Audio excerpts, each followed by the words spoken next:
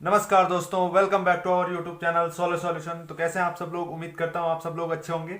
तो पिछले सेशन में हमने न्यू चैप्टर पढ़ा था आपका वेव एकॉस्टिक एंड ऑसिलेशन। तो उसके में बेसिक चीज़ें हमने क्लियर कर दी थी। अब जो आपका टॉपिक है इसमें से आगे इसमें हम पढ़ने वाले हैं simple harmonic motion, forced harmonic motion और डैम्प्ड हार्मोनिक मोशन क्या होता है।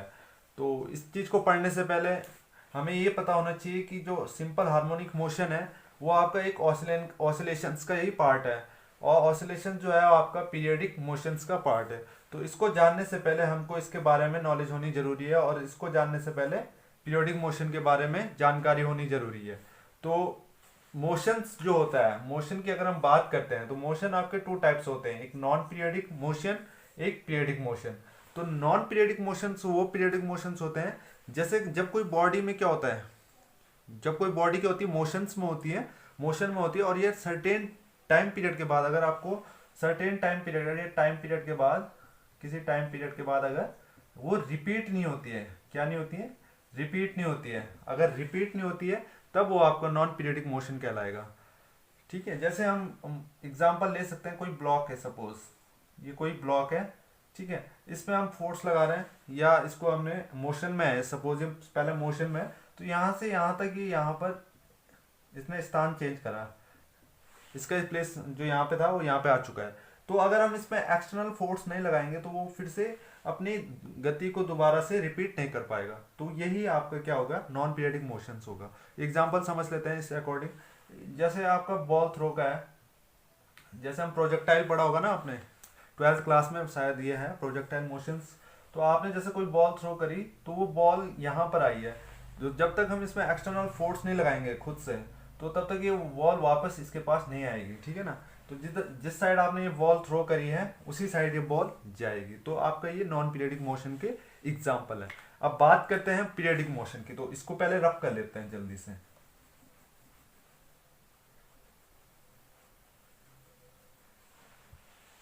अब पीरियडिक मोशन की बात करें तो ये सेम इसका अपोजिट होता है। नॉन पीरियडिक में रिपीट नहीं होता है, पीरियडिक मोशन में आपका ये चीजें रिपीट होती है। जैसे कोई बॉडी मोशन में है, अगर वो मोशन में है तो सर्टेन टाइम पीरियड के बाद, सर्टेन टाइम पीरियड के बाद क्या करती है, रिपीट करती है, खुद को रिपीट करती है। एग्जाम्पल के थ्रू अगर हम इसे समझें तो आपको पेंडुलम के बारे में नॉलेज होगी। पेंडुलम आपने देखा होगा या पढ़ा होगा इसके बारे में ट्वेल्थ में। तो ये पेंडुलम है, ठीक है, ये आपका साम्य स्थिति में है, यहाँ पर कोई साम्य स्थिति में है, यहाँ पे कोई ऑब्जेक्ट है यहाँ पे आपका, ठीक है। इस तरीके से ये हमने इसको यहाँ से यहाँ तक ले गया, यहाँ तक खींच के रखा, ठीक है। ऐसे ही हमने इसको क्या कर दिया, छोड़ दिया। तो ये क्या होगा, एक सर्टेन टाइम पीरियड के बाद ये क्या करेगा, मोशन करेगा, ऑसिलेशंस करेगा, दोलन करने लग जाएगा, इधर से फिर इधर, फिर इधर, फिर इधर। एक टाइम पीरियड ऐसा आएगा कि वो साम्य स्थिति में जीरो में आ जाएगी, जो पहली अवस्था थी उसकी। तो यही आपको क्या है, देखो पहले यहाँ से यहाँ, अब देखो यहाँ से जब हमने बॉल छोड़ी है तो वो पहले यहाँ गई, फिर उसी टाइम मतलब जितना टाइम उसको यहाँ से यहाँ आने में लगा, अगर सपोज उसको 4 सेकंड यहाँ से यहाँ आने में लगे तो 4 सेकंड उसको यहाँ से यहाँ जाने में लगेगा। तो वो सर्टेन टाइम पीरियड के बाद क्या कर रही है, उसको रिपीट कर रही है, धीरे धीरे उसका आयाम जो है वो घटता रहता है। एक टाइम ऐसा आ जाएगा कि वो साम्य स्थिति में आपका इस जैसी पहली स्थिति थी उसकी उसी पोजीशन में आ जाता है। तो ये आपका पेंडुलम के अकॉर्डिंग आप समझ सकते हैं इसका एग्जांपल। नेक्स्ट आपका एग्जांपल हो सकता है, अगर जैसे हमने हाथ में कुछ एक रस्सी है, सपोज मैं एग्जांपल बना लेता हूँ, इसका उदाहरण डायग्राम बना लेते हैं इसका। सपोज मेरे हाथ में क्या है, एक इस तरीके से कोई, डायग्राम पे मत जाना है, डायग्राम ऐसे ही थोड़ा सा इस तरीके से कोई रस्सी है मेरे हाथ में और मैंने उसमें कुछ बॉल बांधी है या कुछ पत्थर सा बांधा है। तो उसको मैं ऐसे सर्कल में ऐसे घुमा रहा हूँ, सर्कुलर पाथ बना रहा हूँ, बन रहा है ये सर्कुलर पाथ। अब सर्कुलर पाथ बन रहा है तो इस तरीके से क्या कर रहा है, जैसे इस डायरेक्शन में घुमा रहा हूँ मैं, तो ये क्या हो रहा है, एक टाइम पीरियड के बाद इसी, अगर हम यहाँ पे इसके टाइम यहाँ से स्टार्ट कर रहे हैं तो यहाँ से एक टाइम पीरियड के बाद वो क्या कर जाएगा, फिर से उसी टाइम पीरियड के बाद, मतलब रिपीट कर रहा है उस चीज को, है ना। तो वो रिपीट कर रहा है तो वो आपका पीरियडिक मोशन का एग्जाम्पल हो सकता है। तो होपफुली ये चीजें समझ आएगी। नेक्स्ट देखते हैं आपका ऑसिलेशन। तो इसको रफ कर लेते हैं जल्दी से। बात करते हैं ऑसिलेशंस की। ऑसिलेशंस मतलब होता है दोलन। दोलन के टू पीरियोडिक मोशन के टू टाइप्स हैं, और एक ऑसिलेशन, एक नॉन ऑसिलेटरी मोशन। तो ऑसिलेशंस का अगर हम बात करें तो पेंडुलम पे एग्जांपल समझ लेते हैं इसका। पेंडुलम, पेंडुलम या स्प्रिंग के अकॉर्डिंग। तो जैसे पेंडुलम की बात करें, अगर हम पेंडुलम की बात करते हैं एग्जांपल में, तो इसका जो डायग्राम है अभी हमने बनाया इस तरीके से। तो कोई और साम्य अवस्था में कोई वस्तु है, अगर यहाँ पर कोई साम्य अवस्था में कोई ऑब्जेक्ट है आपका यहाँ पे रखा हुआ, ठीक है। तो इस तरीके से हमने क्या करा, इसको यहाँ से यहाँ खींचा एक बार, मतलब अपने हाथ से इसको यहाँ पर ले गए, और देन उसके बाद हमने उसको छोड़ दिया। तो वो अपने एनर्जी वो डेवलप कर रहा है और उसी मोशन में चल रहा है, बार बार इधर इधर ऑसिलेशन कर रहा है, मतलब है ना। कुछ टाइम बाद फिर इधर आएगा, फिर इधर से, फिर इधर इधर, ऐसे ऐसे इस तरीके से। तो नॉन ऑसिलेटरी में मतलब क्या होता है कि जो ये आपका मेन होता है, जो मेन होता है आपका मेन पोजीशन जो होती है, मेन पोजीशन कौन सी है आपकी, ये बीच वाली, ये मेन पोजीशन है आपकी, है ना। तो ये मेन पोजीशन है, साम्य स्थिति है, जब कोई मोशन नहीं हो रहा है, स्थिर है जब कोई वस्तु लटका रखी है हमने। तो इसमें क्या होता है, नीचे की तरफ जो आपका नीचे की तरफ क्या लग रहा है, एक फ्रीली नेट फोर्स जो लग रहा है, फ्रीली नेट फोर्स लग रहा है यहाँ पर। और साथ में इसका जब नेट फोर्स नीचे के लिए लग रहा है तो साथ में इसके ऊपर के लिए क्या लगेगा, टेंसेंट फोर्स, ठीक है। तो इसमें क्या लगेगा, टेंसेंट एक्ट होगा इसमें। तो टेंसेंट एक्ट होगा, तनाव उत्पन्न होगा ऊपर के लिए, और नीचे के लिए नेट फोर्स लग रहा है। तो यही चीज जब इसमें वेट आ जाएगा mg, नीचे की ओर वेट लगेगा, इसमें नेट फोर्स लगेगा, तो यही आपका क्या है, साम्य वो है, ऑसिलेशंस है। तो ये क्या कर रहा है, ऑसिलेशन यहाँ से यहाँ जा रहा है, फिर इधर, फिर इधर, इधर इधर, इस तरीके से क्या कर रहा है, चलता जा रहा है, चलता जा रहा है, धीरे धीरे इसका आयाम क्या होता है, घटता जाएगा। तो यही आपका क्या होगा, ऑसिलेशंस होता है। दोलन की बात कर रहे हैं हम, ठीक है। और दोलन में एक चीज आती है आपकी, जैसे वाइब्रेशन। क्यों, दोलन, एक दोलन का बोल सकते हैं हम, वाइब्रेशन भी बोल सकते हैं दोलन को, वाइब्रेशन। अब दोलन तो ये हो गया। अब वाइब्रेशन की बात करें, सपोज हम एक गिटार की बात करते हैं, तो इसे रब कर लेते हैं पहले।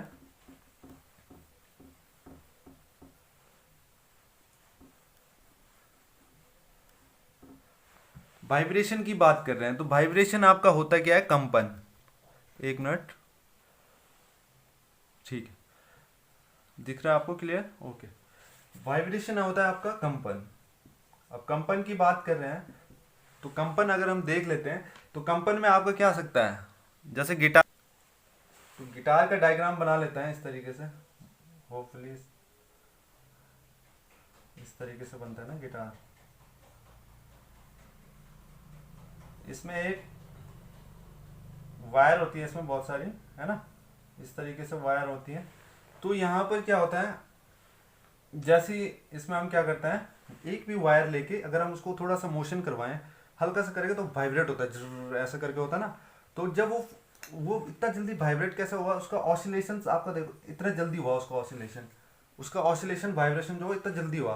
क्यों, क्योंकि उसकी फ्रीक्वेंसी क्या है, हाई है, और जब फ्रीक्वेंसी हाई है तो ऑसिलेशन को ही वाइब्रेशन कहते हैं, जहां पर हमारी फ्रीक्वेंसी ज्यादा होगी। अब पेंडुलम की बात कर रहे थे हम, तो पेंडुलम में इतनी हाई फ्रीक्वेंसी नहीं होती है, मतलब वो अगर हम एक्सटर्नल फोर्स लगाएं तो जाके उसमें हाई फ्रीक्वेंसी हो सकती है, बशर्ते अगर हम उसको खुद से छोड़ दें उसको, तो वो क्या हो जाएगा, उसमें उतनी फ्रीक्वेंसी नहीं होती है, उतनी हाई फ्रीक्वेंसी नहीं होती है, जिसकी वजह से वो ज़्यादा कंपन कर सके, तो उसको ऑसिलेशंस ही बोलते हैं।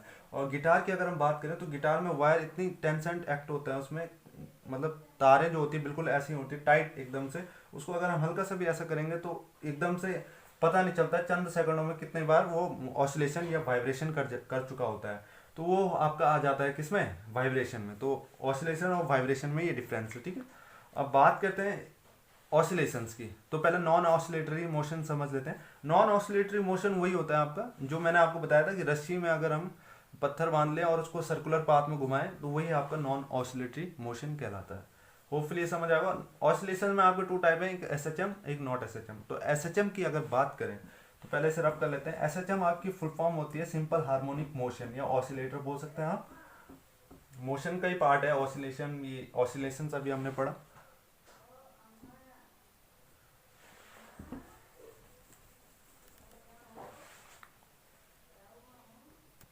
तो ये तीन चीजें हैं आपकी, एसएचएम सिंपल हार्मोनिक मोशन, और दूसरा है आपका डीएचएम डैम्प्ड हार्मोनिक मोशन, और तीसरा है आपका एफएचएम मतलब फोर्स्ड हार्मोनिक मोशन।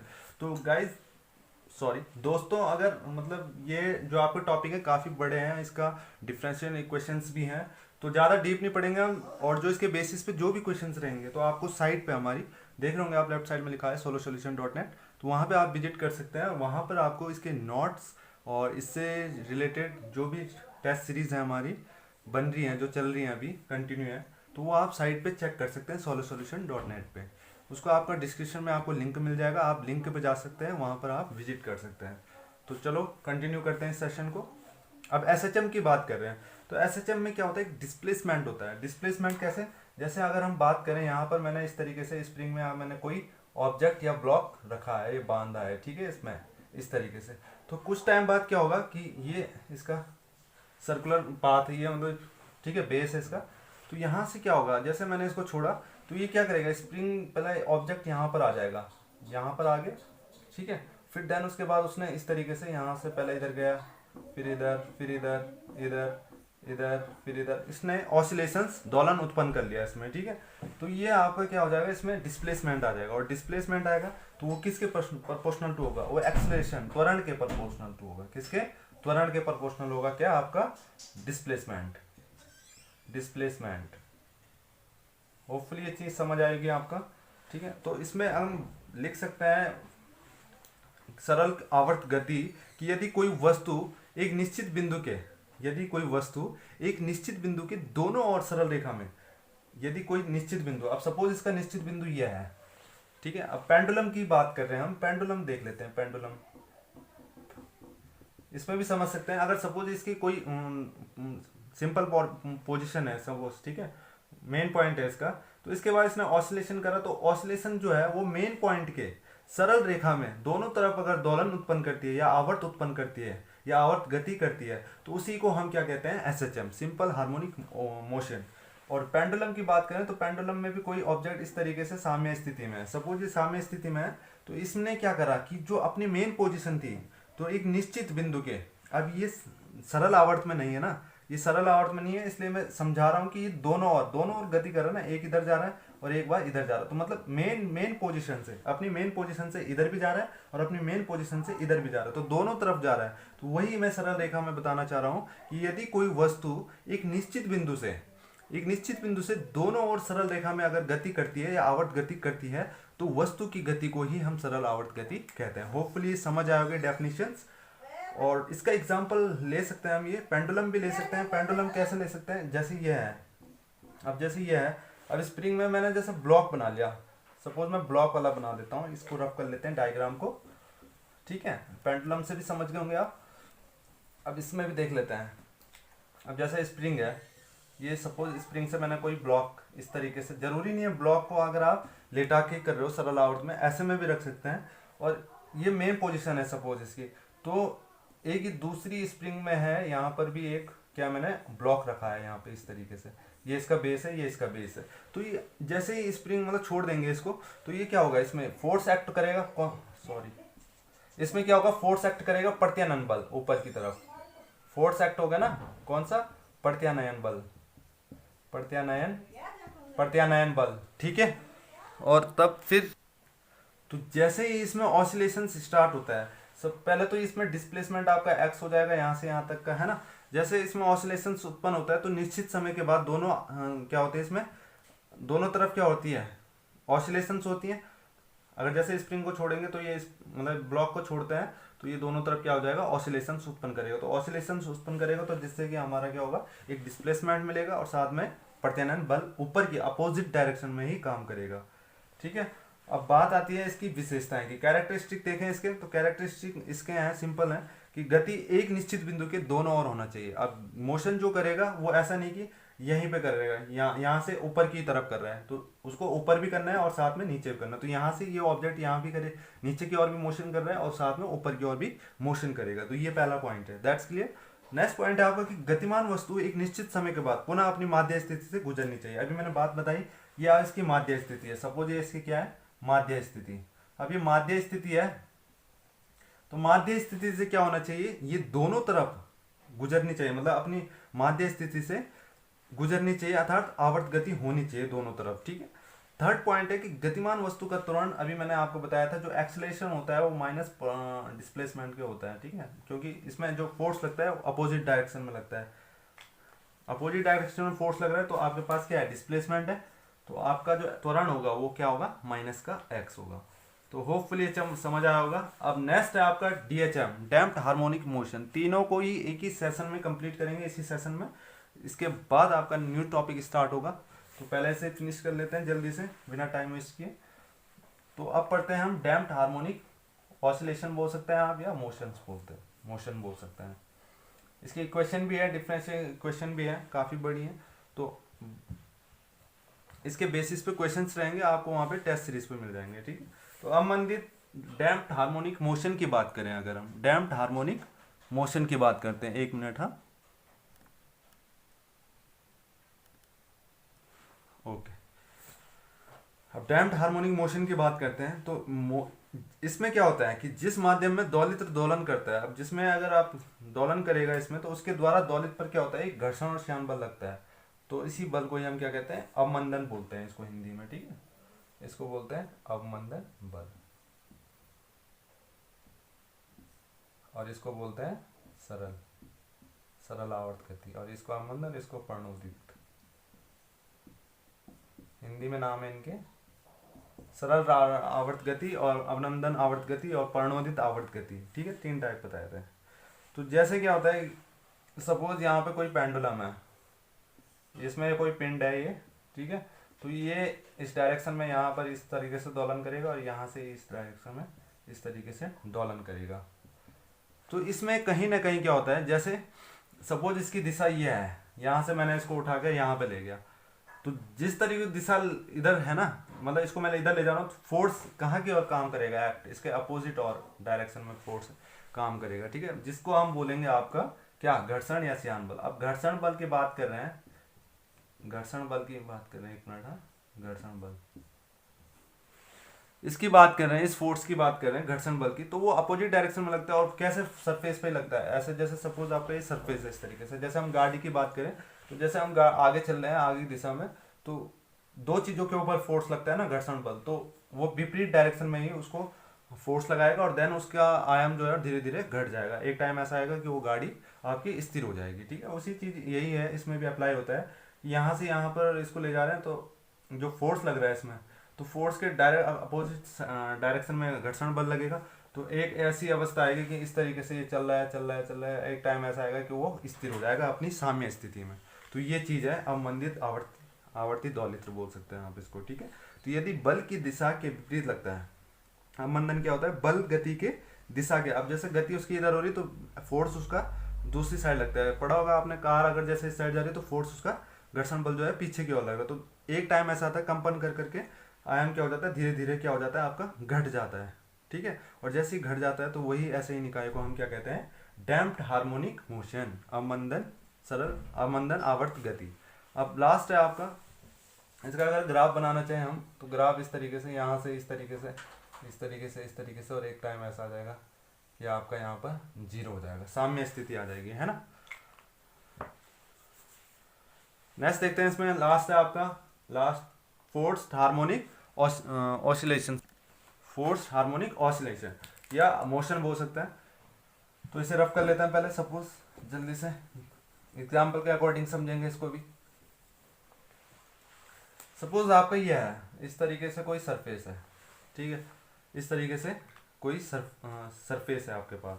तो जब कोई पिंड आवर्ती दोलन, जैसे दोलन कर रहा है, एक तो फ्रीली दोलन करना होता है ना, जैसे कोई यहाँ पर पिंड है, सपोज ये पिंड है आपका यहाँ पर, ठीक है।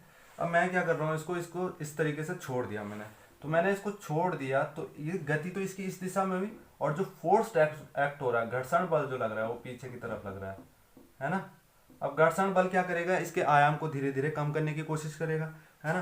तो कहीं ना कहीं, अब जैसे ये इसका नियत पॉइंट है, सपोज ये वस्तु यहाँ पे थी, नियत पॉइंट है, ये नियत बिंदु है, क्यों, क्योंकि यहाँ पर स्थिर क्या हो जाएगा, मतलब वो जो ऑब्जेक्ट है वो आपका स्थिर हो जाएगा, एक टाइम ऐसा टाइम पीरियड आएगा जो वस्तु यहाँ पे रुक जाएगी, ठीक है।